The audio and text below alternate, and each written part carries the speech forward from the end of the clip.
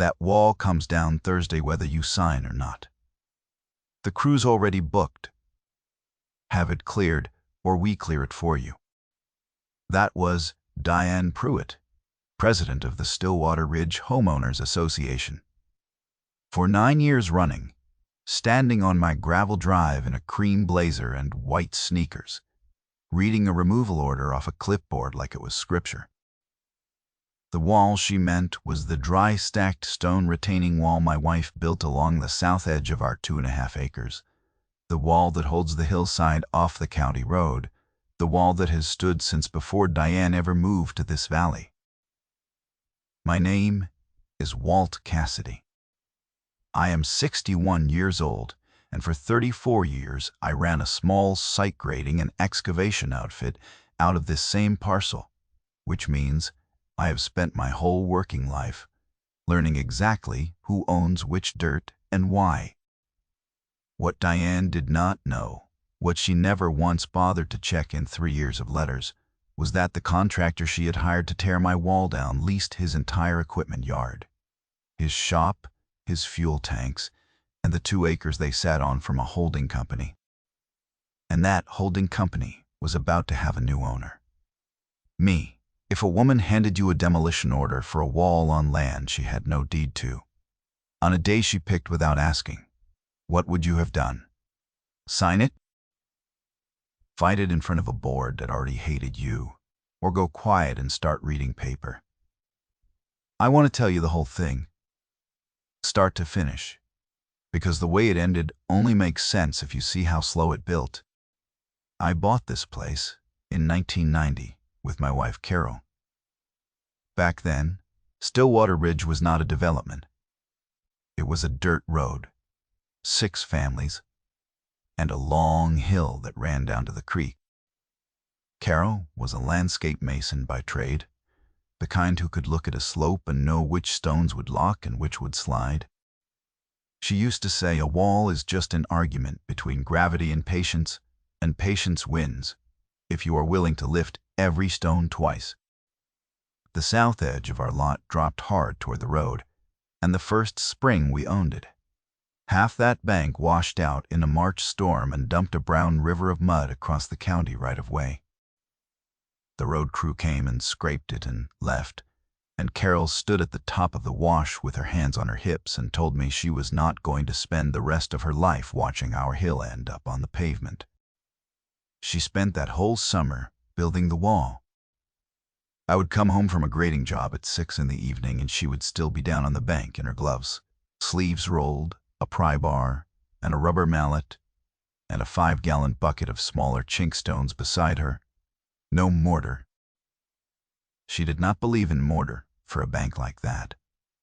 Mortar cracks and traps water, she said, and a dry wall breathes and drains and moves with the frost and outlives the man who poured concrete next to it. So, it was stone set on stone, each one chosen, each one turned 3 or 4 times, until it seated without a wobble, 110 feet of it, curving along the property line like it had grown there. She kept a level on a string and checked the batter, the slight lean back into the hill that makes a dry wall hold, and when a course was not right, she took it apart and did it again without a word. It took her the whole summer and into the fall. Nora was not born yet. It was just the 2 of us and the hill and the sound of stone knocking stone in the evenings. The county engineer came out that October because the right-of-way was his concern, and I watched him walk the length of it twice, push on it here and there, crouch and sight down the face of it. Then he stood up and told Carol it was better than anything the road crew would have poured, that it would still be standing when the asphalt below it had been repaved 3 times. He wrote it up as an accepted erosion control structure, protecting the county road, and he filed it with the county that month. Carol never cared much about the filing. She cared that the hill stayed put. That piece of paper, the one she shrugged at, is the whole reason I get to tell you this story. That matters later. Hold on to it. Carol died 4 years ago. Pancreatic, fast, the kind that does not give you time to get used to the idea. After that, it was me and our daughter, Nora, who was 13 then and is 17 now. Nora has her mother's hands and her mother's stubbornness.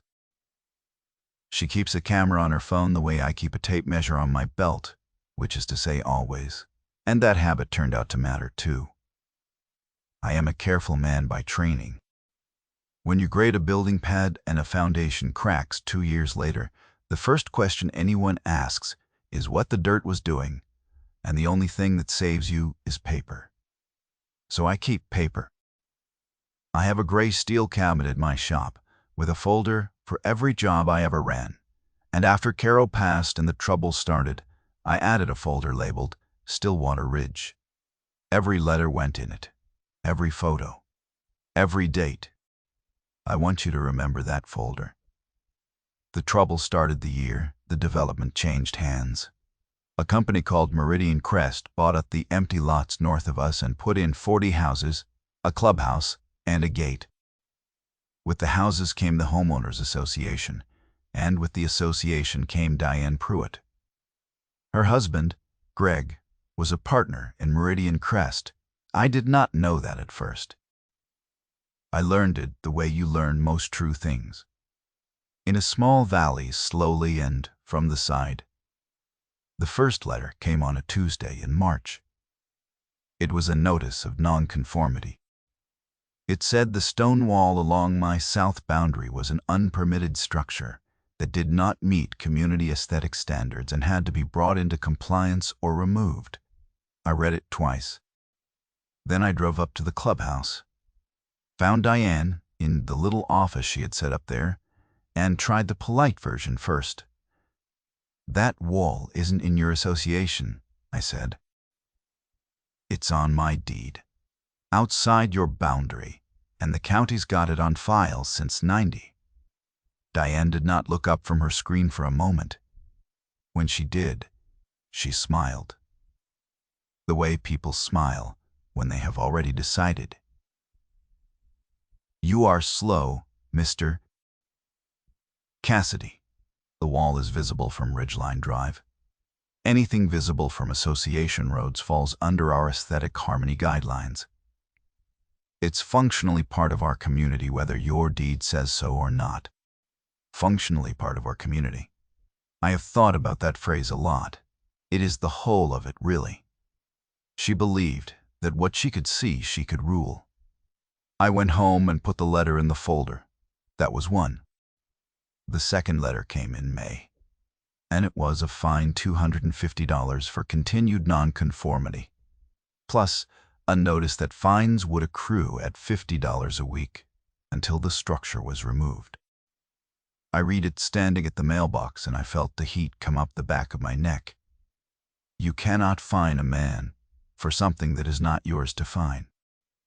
I did not pay it, and I did not drive up to the clubhouse to argue about it either, because I had already learned that arguing with Diane was like arguing with a parking meter.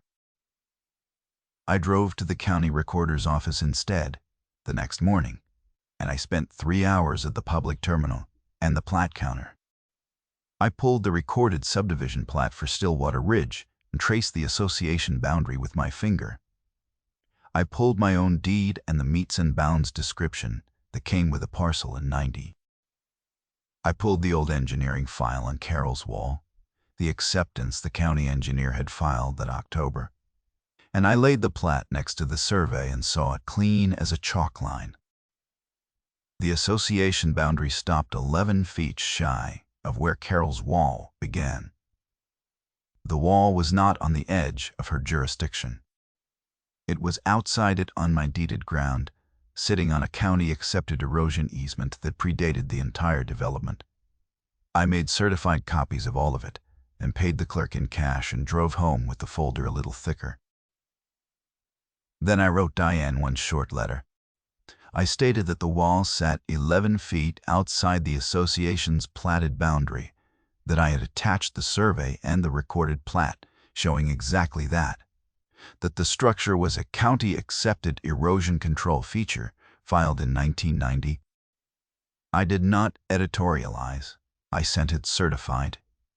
Return, receipt, requested. I have the green card with her signature on it. It went in the folder behind letter 2. And I want you to notice that I gave her every chance, in writing, with the survey in her hands, to read one document and stop. She signed for it. Diane did not consider the matter closed. That summer, she got creative. In July, a man in a polo shirt showed up at my gate in a small white SUV with a magnetic sign on the door, and he came up the gravel like a man who believed the sign gave him standing.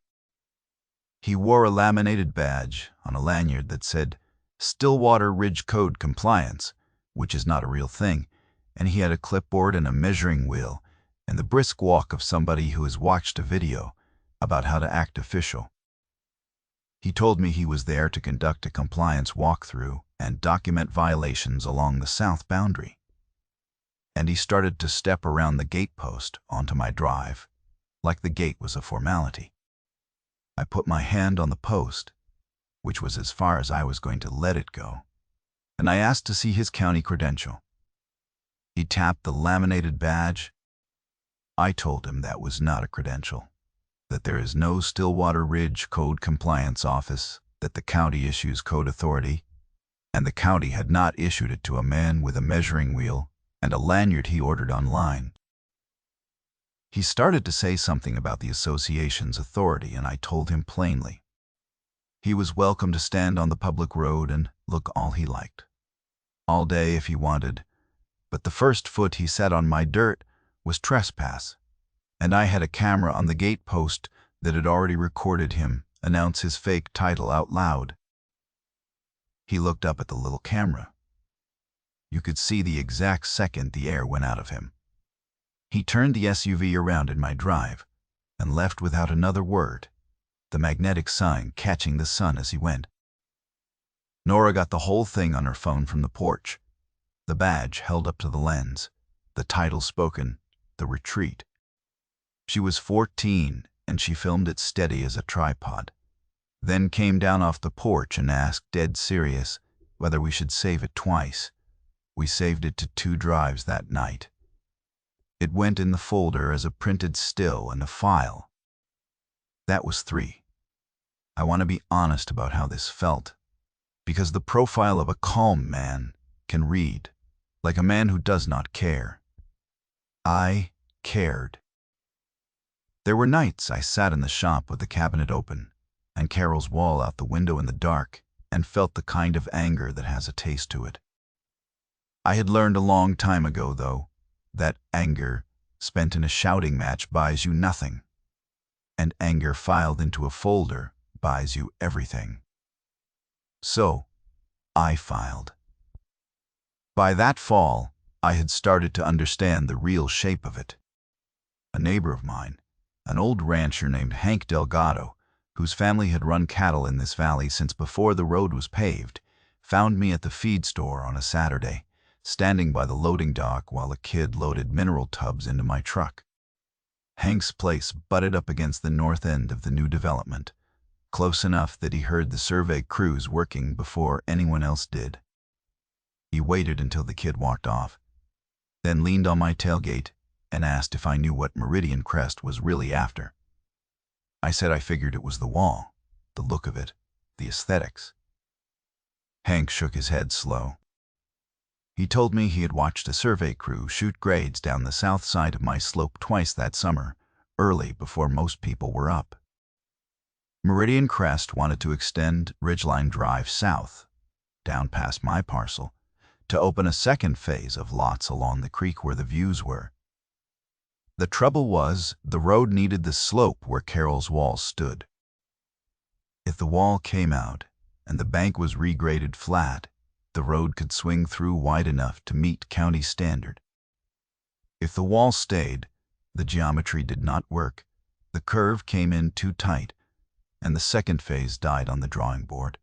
Diane's husband is a partner in that outfit, Hank said.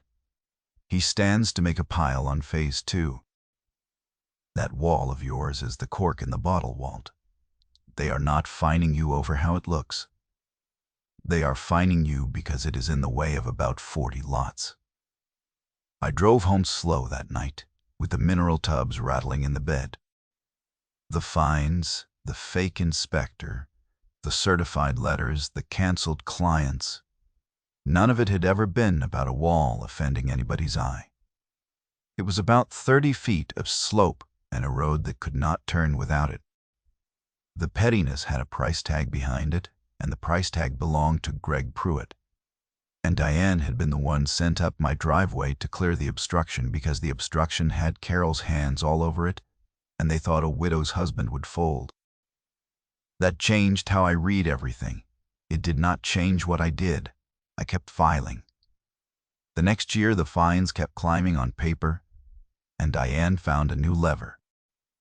I did small grading and drainage jobs for a few long-time clients around the valley. Retirement work. Half-days. Nothing big.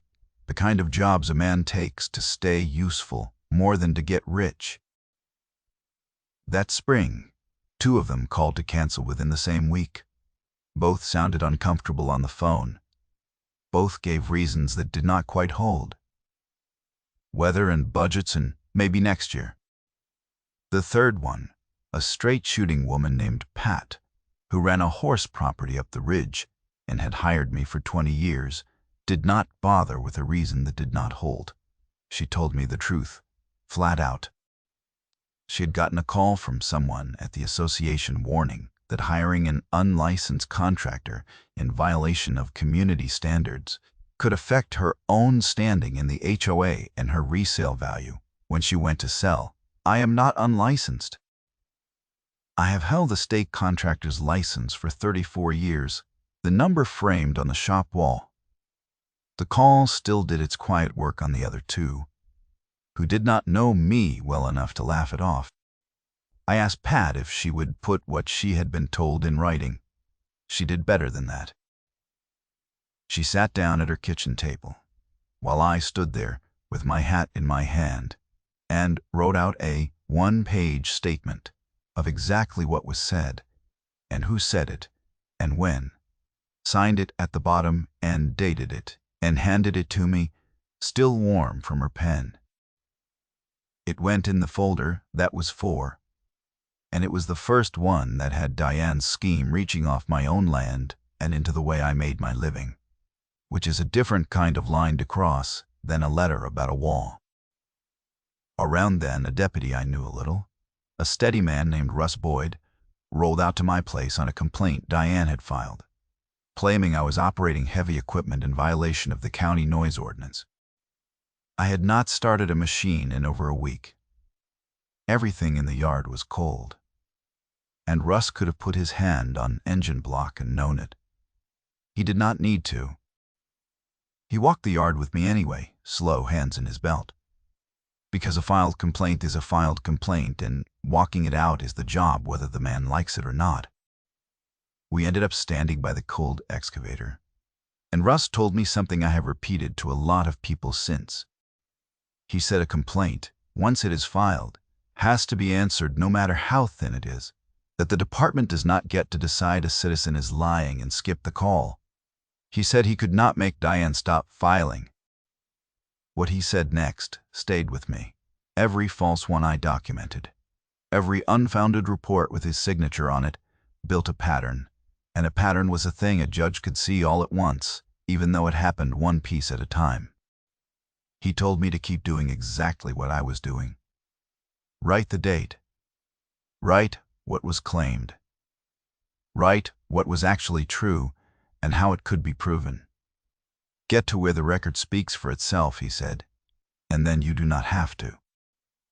Then he went back to his vehicle, wrote the call up as unfounded, came back, and handed me a copy across the gate. That copy went in the folder. I want to be clear about Russ Boyd, because this is the part people get wrong about how these things end. Russ was not on my side. He never once said a word against Diane or the board.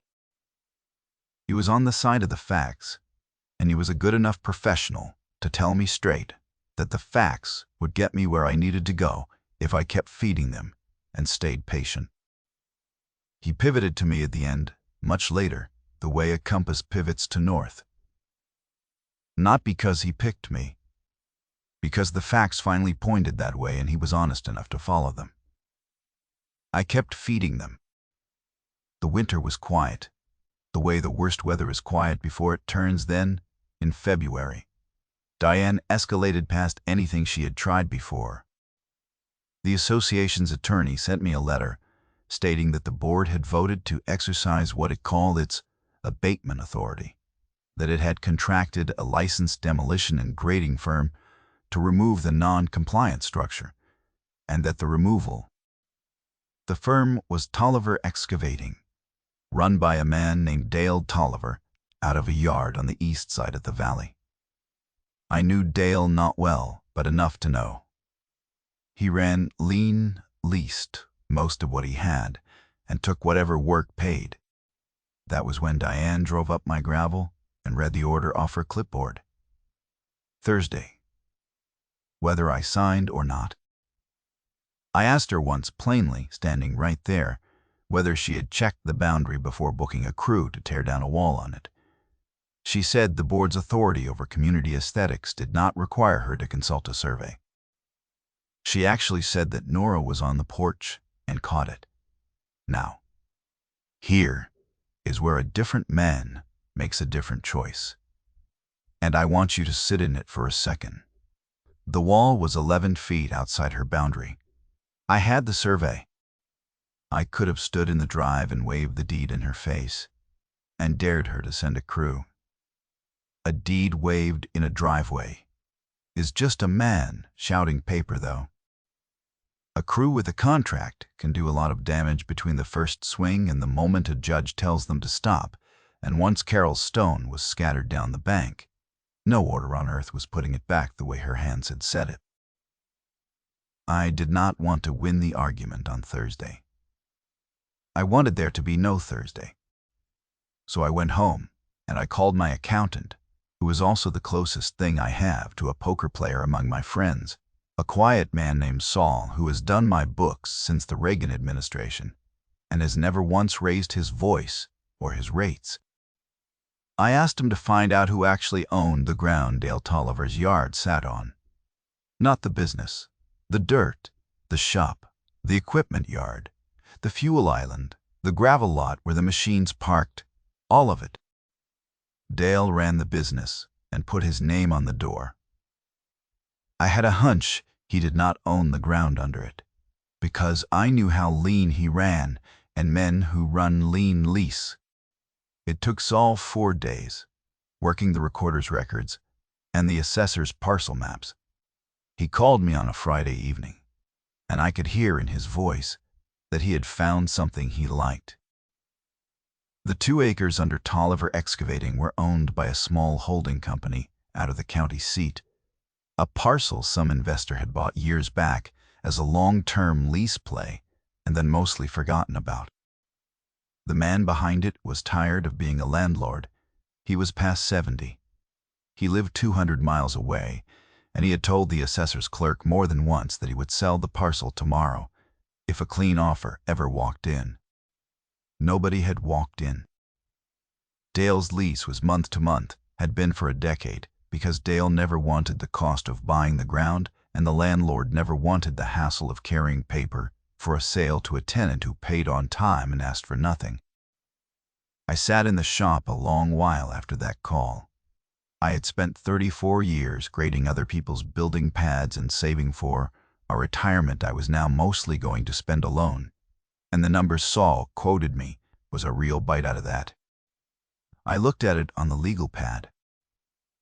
Then I looked up out the shop window at Carol's wall going gray-blue in the last of the light. Every stone she had turned 3 times sitting exactly where she left it. And I thought about a demolition bucket coming down on it Thursday morning. I called Saul back and told him to make the offer. Cash fast, close, no contingencies, no inspections. We did not need. The kind of offer a tired landlord 200 miles away says yes to before his coffee gets cold. He said yes before the coffee got cold. The old man did not even counter. He wanted out, and I was the door. I want to be careful here, because I am not telling you I bought a man's livelihood to crush him. I did not buy Dale's business. I bought the land under it, which his landlord was selling, regardless, and I did it for one reason. A month-to-month tenant whose new landlord has just informed him in writing that the lease will not be renewed cannot store 40,000 pounds of excavators and a fuel island on that ground much longer, and a contractor with nowhere to park his machines does not show up Thursday to tear down a wall. I was not taking Dale's company. I was taking away the parking lot the demolition was going to stage out of. And I was doing it the only way the law lets a man do anything in this valley. With a recorded deed. The close happened on a Monday. By Tuesday afternoon, the deed was recorded at the county. I now owned the ground under Tolliver Excavating, and the first piece of mail Dale Tolliver got from his new landlord was a courteous certified 30-day notice that the month-to-month tenancy would terminate and the premises were to be vacated, signed by Walt Cassidy. I sent a copy of the recorded deed with it, because I am a careful man and I wanted no confusion about who held what. Dale called me within the hour. He was not angry. He was confused, and then he was something worse than angry, which was scared, because his whole operation sat on borrowed ground, and he had just learned the man whose wall he was contracted to remove had become the man who could put his excavators on the county road by the end of the month. "Walt," he said. "Walt, what is this?" "It's a deed, Dale," I said, "recorded Tuesday. You've got 30 days. Long quiet on the line, then. Smaller. "Is this about the Cassidy wall job?" "It's about the ground your yard sits on," I said, "which I now own. What you do about the wall job is between you and the people who hired you. I would read your own contract close if I were you. The part where you warranted you had legal authority to be on the property you were hired to demolish. I did not threaten him. I did not need to. Dale was a contractor, not a fool. He knew within about a minute that the wall job had been sold to him on a lie about who had jurisdiction, that the woman who hired him had never checked a boundary, and that performing that demolition would now mean a man who owned his entire yard standing in a courtroom holding both a survey and Dale's own signature. He pulled out of the abatement contract the next morning. In writing, he sent me a copy unasked, I think because he wanted it on the record that he had stepped back the moment he understood. It went in the folder, behind everything else. So Thursday came, and there was no crew, because the crew had no yard to roll out of, and no contractor willing to swing the first bucket. Diane did not know that yet. She found out the way. She found out everything, late and badly. Now, I had a recorded deed to Dale's yard, a survey putting Carol's wall outside the association, a signed statement from Pat about the client harassment, a deputy's unfounded report, Nora's footage of the fake inspector, and of Diane refusing to check the boundary. I had a folder, and I had something better than a confrontation in a driveway. I had a venue. Stillwater Ridge held its annual open board meeting that spring in the clubhouse. And county business gets done there too, because the development sits in an unincorporated area and the county uses the room. The road extension for Phase 2 needed a county encroachment permit to cross the right-of-way at the bottom of my slope, and that permit was on the agenda for a public hearing that same evening. The county engineer would be there. Diane would be there, because Phase 2 was her husband's money, and the public was invited, which meant I was invited. I did not bring a speech. I have heard a lot of men lose by talking. I brought the folder. The reveal, when it came, took about 4 minutes, and I have never in my life been so glad I stayed quiet for the first 3 of them. Diane spoke first, to the county engineer about the proposed road. She described the south slope as community-controlled land already slated for aesthetic remediation, said the non-compliant stone structure there was already under an abatement order. She was good at the formality voice. The engineer, a methodical woman named Priyasani, who had been at the county 20 years and had no patience for surprises, asked Diane to confirm on the record that the association held jurisdiction over the slope. Diane confirmed it. She said the slope was functionally part of the community. There it was, again, the third time. I heard her say a version of it out loud, and this time a county engineer was writing it down. Then Priyasani opened the file the county had on that slope, the one from 1990, and asked Diane to reconcile the abatement order with the recorded engineering acceptance of the existing retaining structure, which was filed as a permanent erosion control feature protecting the county road. Diane did not have an answer because she had never read the file. She had never read any of it. That was when I asked to be heard, and Priya nodded me up. I did not make a case. I laid down paper. I put my deed on the table, the survey on top of it, the line marked where Carol's wall sat 11 feet outside the association boundary. I put down the county's own acceptance of the wall from 90, and then I put down the recorded deed to the 2 acres under Tolliver Excavating. Dated and stamped, and I said one thing: there's no crew coming to remove this wall. The contractor withdrew. He withdrew because the yard his equipment sits on changed owners last Tuesday, and the new owner is me. The wall is outside the association. It's a county erosion structure, and it isn't going anywhere. The room was quiet the way a room gets when everyone does the math at once. Priyasani looked at the survey, looked at the 90 file, looked at Diane and said for the record that the association had no jurisdiction over the slope, that any abatement of a recorded county erosion control structure would have required county review the association had never sought, and that the encroachment permit for the road extension could not be issued as drawn, because the design depended on regrading a protected feature on land the applicant did not control. She tabled the permit. Phase 2, the whole reason for 3 years of letters, died on the table in a public meeting, killed by the same wall it had been trying to remove. Here are the 2 numbers I want you to hold next to each other. In 3 years, the association had levied fines against me totaling a little over $11,000. Every dollar of it for a wall it did not own and could not touch. 0 of those dollars were ever collectible, and a court later confirmed it. Carol's wall was accepted onto the county record in 1990, 31 years before Diane Pruitt ordered it destroyed.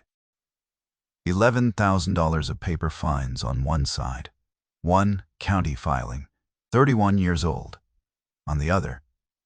The older, cleaner record one, the way it almost always does if somebody keeps it. The consequences came the way consequences do. Not all at once, but surely. The way a hillside lets go 1 stone at a time and then all at once. The tabled permit meant Meridian Crest could not open Phase 2, and Phase 2 had not been a hope on a spreadsheet. It had been leveraged against money the company had already borrowed, lots already sold, on paper to early buyers, a construction loan that assumed the second road would go through.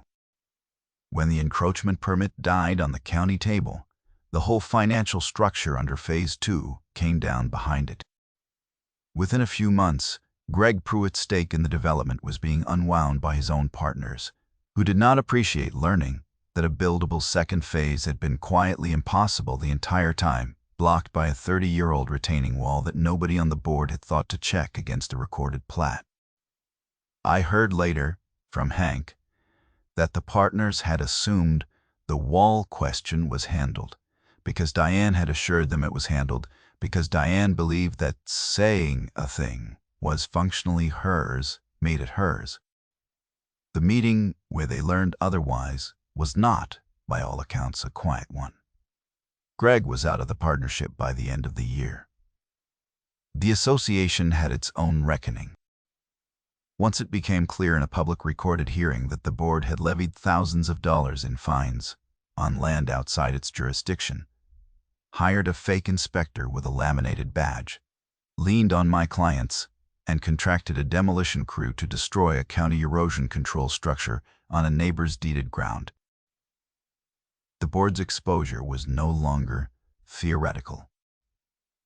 Their own attorney, the one who had sent the abatement letter, advised them in writing that every notice against me was unenforceable, and that continuing to pursue them invited a lawsuit the association could not win and could not afford.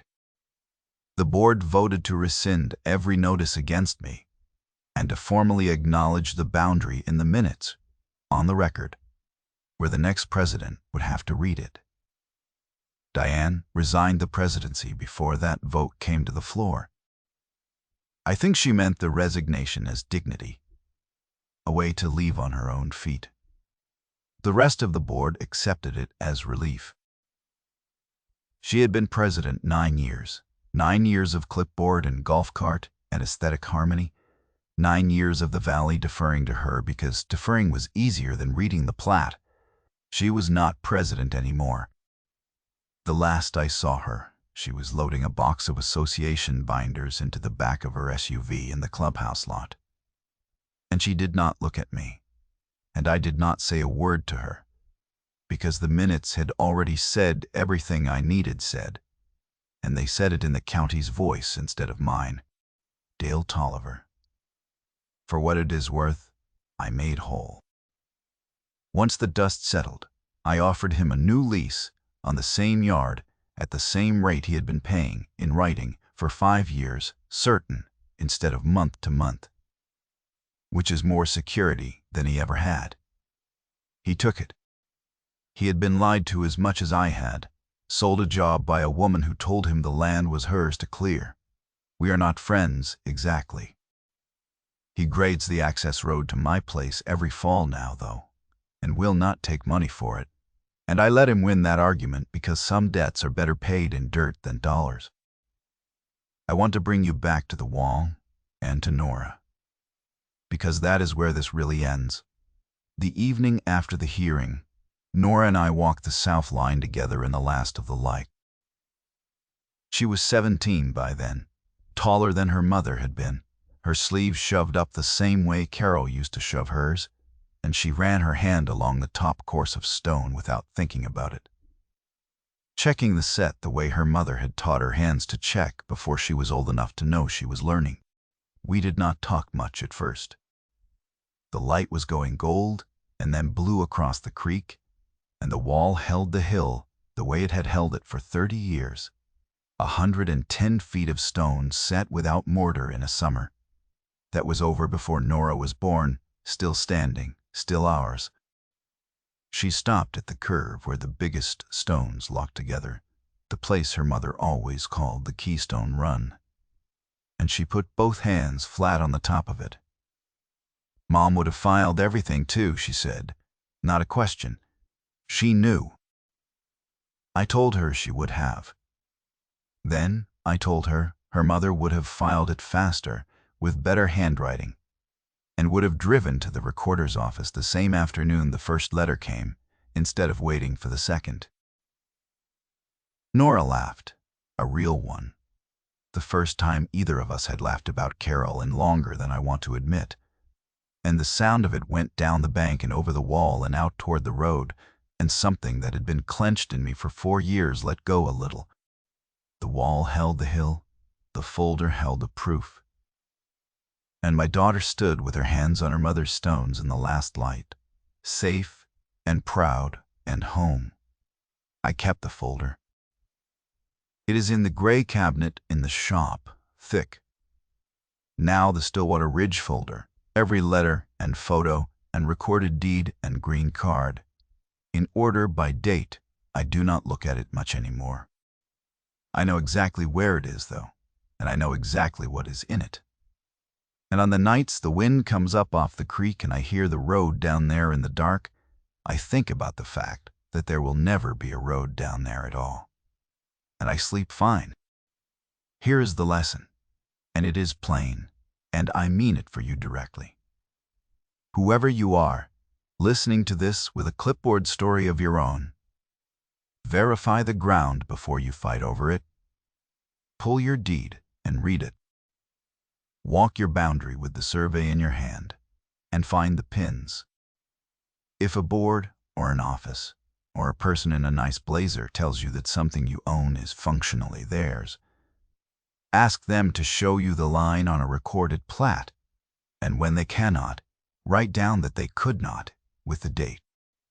Keep a folder, put every letter in it, every fine, every photo, every name, and every day. Send the important things certified and keep the green cards. You will feel foolish filing paper while somebody shouts at you. Right up until the afternoon, the paper is the only thing left standing, and then you will feel like the smartest person in the county. Document is not the weak man's weapon. It is the prepared man's. The loudest person in the room is almost never the one holding the oldest piece of paper, and the oldest piece of paper is what the judge reads. If you have got a story like this, an HOA or a code office or a neighbor who decided your land was theirs to manage, put it in the comments. I read them, and there are more of these than anybody wants to admit. If this was worth your evening, subscribe, because I have got more of them to tell. Next time I will tell you about the retired surveyor up the valley whose HOA tried to seize the only road to his cabin, and who had spent his whole career setting the exact property pins they thought they could move. They moved a fence. He moved a county. Walk your line, keep your folder. I will see you on the next one.